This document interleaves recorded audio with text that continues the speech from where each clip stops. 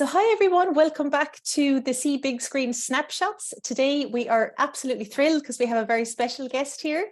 We're delighted to welcome Brigid Collins from Pavee Point. She's the coordinator of the primary care project within Pavee Point. And just to give some context, Pavee Point is Pavee Point Traveller and Roma Centre. It's an Irish NGO working to improve the quality of life, living circumstances, status and participation of travellers and Roma, and they do this through working for social justice, greater solidarity, development, equality and human rights. So we're so pleased to have you with us today, Brigid. Thank you for taking your time. Thank you so much for having me. I just wanted to start, just to give context to we have viewers from outside of Ireland, our European viewers. Could you just tell me a bit about the travelling community and some of the health inequalities that you face? Well, in 2008, we were funded by the Department of Health to do an All-Ireland health study. And we received 1.4 million to do this All-Ireland health study within our own community. So it was around where there wasn't primary healthcare projects, and we have about 27 primary healthcare projects through the whole country. But where there wasn't primary healthcare projects, there was local travel groups or organisations. And we had over nearly 350 peer researchers, which was all travellers who went out and interviewed travellers for about 20 minutes. And as I said, this wasn't just going to end overnight. This funding was supposed to come down the road long before 2008. But when we fell into recession in 2008, just by the skin of our teeth, we got the money to do this All-Ireland health study, which was very good. So as I said, we 350 peer researchers, which was all travellers. It was done by travellers for travellers. We got an 80% participation of travellers who took part in the health study, which was very good. But also we counted a many travellers. Every traveller we'd done, we asked them to identify themselves as travellers. And even if they didn't want to take part in the study, once they identified, they were counted in the amount of travellers that we usually got, that we got that time in Ireland. We got over 40,000 travellers between the north and south, and we got 36 of them, over 36,000 in the Republic of Ireland, which was very good. But when we done the All-Ireland health study, we looked at the social determinants. And the social determinants is very important in our work within Pavee Point, and particularly around the primary healthcare projects, because we know how it impacts on people's health, but also in their mental health. So we looked at accommodation, the huge discrimination that travellers are facing, the huge unemployment rates that travellers are facing as well. So we would all say this has a huge impact, as I said, on travellers. Of course, your quality of life, your income coming in, if you don't have a good job and if you don't have good literacy, if you don't have money coming in to keep yourself going, eating healthy, all that type of thing, no discrimination, which impacts greatly on every traveller going as well.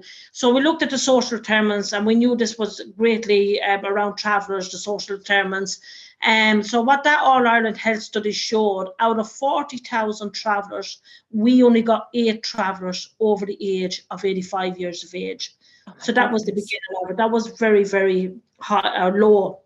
When you look at the general population and how the general population, you look at government departments and they're coming out planning for people that will be living longer. But if they look at the results of the All-Ireland health study in 2010, that's the only evidence that we have at the minute, because the biggest study that was ever done on travellers in Ireland by travellers for travellers, it did show that travellers die much younger. So 8 travellers over the age of 85 years of age, as I said, out of 40,000 travellers. If this was in the general population, there would be uproar about it. But so as I said, if you look at the government and the government planning for looking around pensions, people retirement and people going into full-time care, they certainly wouldn't be planning for travellers, because life expectancy for travellers in 2010, which I would say probably has maybe gotten worse for travellers, is only 64 years of age. So when you look at the general population living to their 80s and 90s and 95s over the age, travellers' life is around 64 years of age. So that was quite high, young for travellers to be dying as well. The suicide rates was much higher in our own community as well. They were 7 times higher compared to the general population. They were much higher for travelling men than they were for travelling women. Also, we looked at the drug issue that we were having in different areas of Ireland, and we had to be very careful how we asked the question. And we asked, well, do you think drugs is a problem within the travelling community? And over 63% of travellers came back and said that drugs was a huge problem. So even today now, we know for the work that we're doing on the ground that drugs and suicide, travellers dying much younger, has actually gotten much worse in our community. So that's just a little bit of a background about the All Ireland Health Study. And that was a very important piece of work because it was evidence and we did have it there in front of us, and it was done by travellers for travellers, which was very important as well. And it was a huge piece of research. I'm only giving you some of the summary of the findings. Like, you wouldn't be able to go into everything. We know the infant mortality rate was 4 times higher, and as I said, the suicide rates was much higher as well. So the health inequalities that travellers are facing in Ireland today is like what people in a third world country that was facing in kind of now and around, whatever you see out in other countries and stuff like that. So these is always things that we're bringing up, and this is the only evidence that we have. But like, we want to improve the life of travellers, and we can't do it on our own. So if you look at government and the Irish government, they all have responsibility to the people of Ireland, but they also have a responsibility to the traveller community as well. And if you look at all the different departments in there, the Department of Environment, the Department of Justice, the Department of Health, we know that there should be much more done in relation to houses. We know we have over 40% of travellers are homeless. We have a very young population who marry much younger, start families much younger, but there's been no traveller-specific accommodation being built since 2013. And in some of the local authorities, there's been an underspend in some of them, not them all, but in some of them.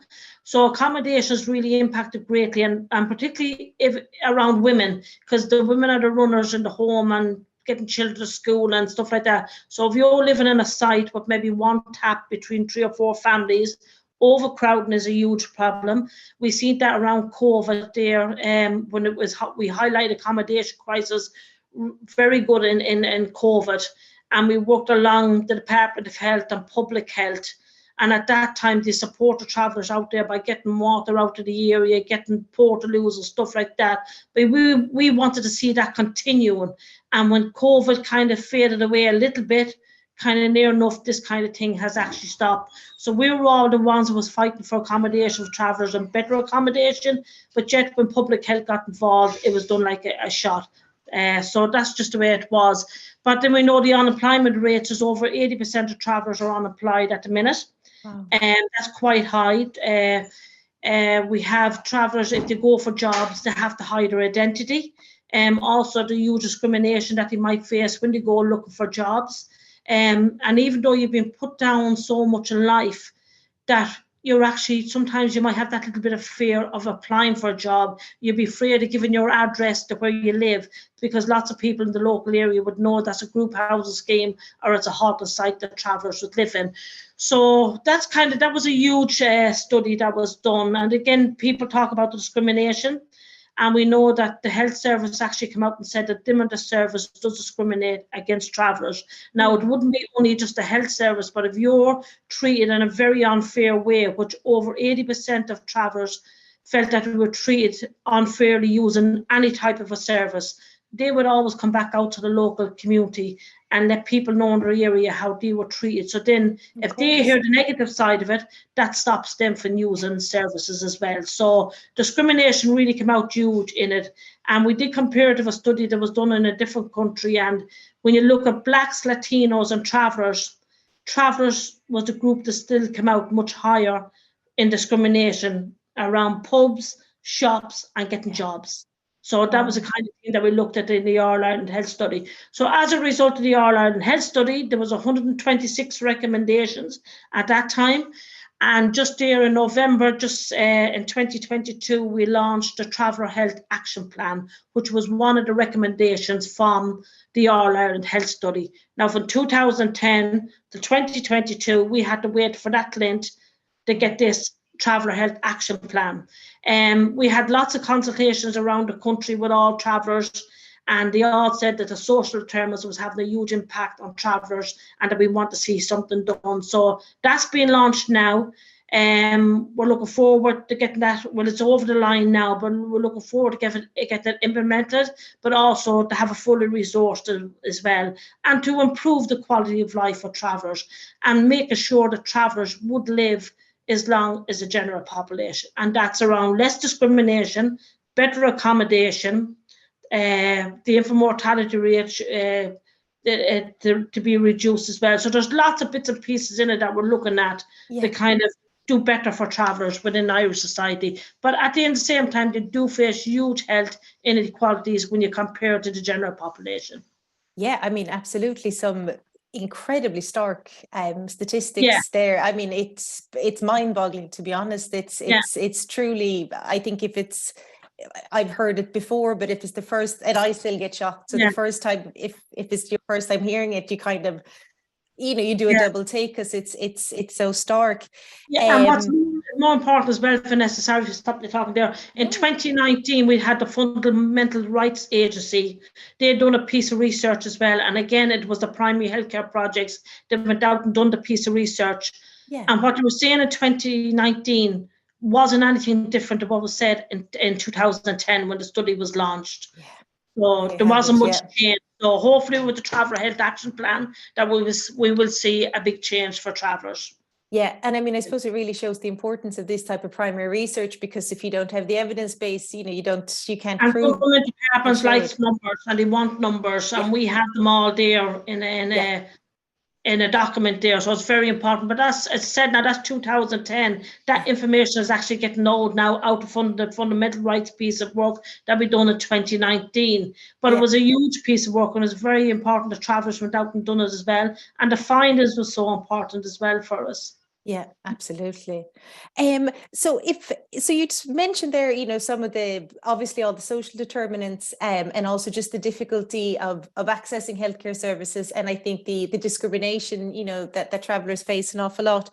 In terms of cancer screening, what would be some of the issues that the travelling community face, both specifically cervical cancer, which is what our project is dealing with, but just even screening in general? Well, I know we're doing a huge piece of work with the 4 national screening services here in Ireland. They have retina screening for people who suffer with diabetes. Then they have the cervical check, and then they have breast check and bowel screening.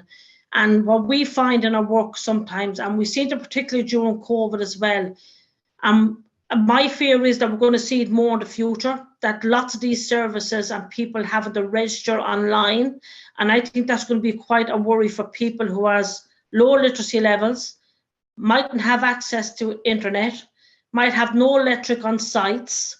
And then that population of people are going to be left out of these services. But also you don't have an ethnic identifier within these services either. Now, not just in service, but we were looking for the ethnic identifier to be rolled out in a lot of health services to give us numbers. Because if the numbers is low, we can ask questions. Look at why is the number so low that you've only 10 travellers turning up compared to 100 within the general population. So we can ask questions. But the piece of work we're doing with 4 national screening services, making sure the travellers are registered. So the Women in the Primary Healthcare Project done it around the bowel screening there just a couple of months before Christmas. And that's a certain age group, was from 60 to 69. But if you look at life expectancy of travellers, it's only 64. So I think when services are setting up, I think they have to look at different communities and the age group and how long they're living, if they're dying younger or living older. So sometimes that's a service that sometimes travellers might have difficulty accessing it. So we would like to see maybe the age group to be reduced in that. Because what we see in our community, like 70 and 80, would be old enough within the general population, but we would see that quite old within our community. But we would see over 50s or 60s as kind of old within our community, because the truth is we don't live the 70s and 80s. Very, very few does. So we done the piece of work with the bowel screening there, and then we done the other piece of work then around the breast check. So the breast check is for over 50s. And we went out again, we done a huge piece of work there, because what we found in our work was travellers wasn't registered within these services. They could have a difficulty maybe not knowing the services was there, because at the time they're only new services as well. So lots of them would have went maybe to the GP if they had a GP, and maybe get their smear test, their breast check done there. So it's important that the Primary Healthcare Project has this information to give out to people as well, but also it's to support people to be registered, that if they have problems being registered. Some people might be able to go online, and sometimes lots of services don't see that. And we see it during COVID, where lots of services shifted over to online. And I think that's very worrying for the future ahead, particularly for a group of people that faces huge health inequalities as it is. Yeah. They're actually going to face more if everything goes online, because it'd be quite difficult for people in the area to go online and register, especially if they have low literacy levels. So I think that's a piece of work to kind of look at, I think, in the future as well. We will be doing the cervical check, and we will be doing retina screening this year. So there, and it's good that we're engaging with these services as well, because we're working very well at the minute, and then we're encouraging travellers to take up the bowel screening and stuff like that. So it's been working very well, yeah. Okay, that's great. And so have you seen any kind of increased engagement then from the health services, or was it, did you kind of have to reach out to them, or? Sometimes we have good links with a lot of different people out there that works in different health services, and lots of them will come actually to ourselves looking for support. Well, look, we have this services, but what we have noticed is that we don't have very many travellers coming in. But again, they don't have numbers because they don't have an ethnic identifier. So they're coming with us to kind of give them a bit of support. Maybe the service is not set up in a way that it suits travellers. Like if you're going to a service and you're given an application form, like that person might have difficulty filling that in, mightn't understand the questions being asked, maybe saying no when they should be saying yes. So I think it's about supporting people as well, and having a face-to-face service for people who can't deal with it in a different way. So I think it is about having culturally appropriate services as well for travellers out there, which is very important. And we do a lot of that in our work as well. But also on the Primary Healthcare Project, we would do a lot of different resources with different people, like the Asthma Society. We done a trainer's course there around asthma, because what happened there was people was getting confused with the different inhalers and the different colours and stuff like that. We done the 4 national screening service, and because we were the first project to do it, we will be hoping now that will be rolled out with the other projects through the whole country, which I think will be very good, because there's probably travellers down the country that's probably not registered either with them. Some might be, but not them all will be registered. So they do come and look for a lot of support as well, and we're always there to give them the support. Like we have a Pavee Mothers program within Pavee Point as well. We have the Violence Against Women program within Pavee Point. We have the Roma project again, which the Roma is a group in Ireland as well. We've over 5,000 Roma in Ireland, and they're struggling much worse than what we actually are. We're kind of getting places and involved in lots, but I think the huge discrimination that Roma faces, not being able to access services, not having a PPS number, not being able to get a PPS number. If you don't have a PPS number, you can't claim social welfare. If you don't claim social welfare, you have no proof of your income, you can't apply for a medical card. So they're even facing more at the minute than what we would. So we're kind of working on all these issues as well to improve the life of Roma as well as travellers as well. Yeah. Oh, that's really interesting, because I think it's, some of the things that you describe, are actually quite simple to fix in the way you're saying, culturally specific, that you make sure that if you know that X amount of people, who will be attending a screening appointment will be from the travelling community, make sure that you have an extra member of staff maybe to do the, One of the things that I found, my mother now, she's 76, and I would have bring her to the retina screening. And she goes in, like many other people as well. Like I would be given a big form to fill in. Now, again, my literacy levels wouldn't be very good, but I found it quite difficult even to fill in for her because the medical terms and everything that was on it. Yes. But when we went in for the screening, she was bring out the alphabet. Like, my mother never got schooling in her life. Yeah. She doesn't know an A from a B or a C from a D. Oh, of course. Yeah. And that was only a small thing, but yet it's not that she couldn't see it, she couldn't read it. My goodness, of course. So if they had a chart with little symbols, a car, a house, maybe a trailer, a bike, she would fly through that. Yeah. You know what I mean? Yeah, absolutely. And she said to me, I don't like going to it. I'm getting ashamed because I can't read or write. It's not that I can't see them, it's just I don't know what they are. Yeah. But simple things like that makes a huge difference. And then people won't be embarrassed. So I think when people is designing a service, I think they need to be involved with the people that's going to be using it. And this is the problem that I see. They set up a travel or a service without asking people, what would you like to see in it? Yeah. But I would love to be involved in that type of thing. Well, look, you're going to have travellers using this. You might have people that's literacy levels is quite low. They mightn't be getting any post in their area. That's another thing. Like, if people don't get post, they don't get their letter, they don't get their appointment. And in some cases, travellers might be always blamed for their own health, that they're not turning up for their appointments, without the services realising that they're not actually getting post at the minute. Yeah. That's the type of thing. It's a much, much bigger picture. Of course. When you look at it. Yeah. Very, very big. So it is. So I think it's simple things like that. And I think the involvement of people in and around the services, and not one shoe fits all. And that's just the reality of it. It has to be different for different people.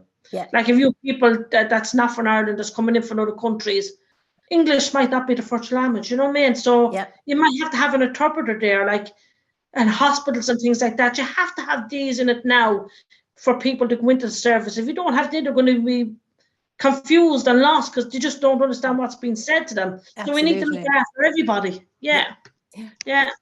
No, absolutely. No, I mean, I think it's so fascinating to hear you talking because, like you said, you know, it's even a simple thing, an ethnic identifier. You know, it's just literally to add another tick on the form. It's so fascinating to hear. I don't want to take up any more of your time. I'm conscious that, you know, we No, I'm fine. No, I'm grand for that. But I just want to say thank you so much for taking your time. It's just really important to hear, you know, from the community itself and also the solutions, because the solutions are there. You know, you're working on them.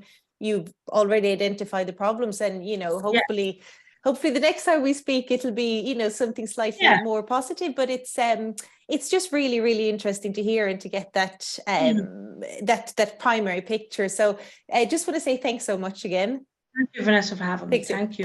Thanks a lot. Sure. I'll see you then. Bye. Bye.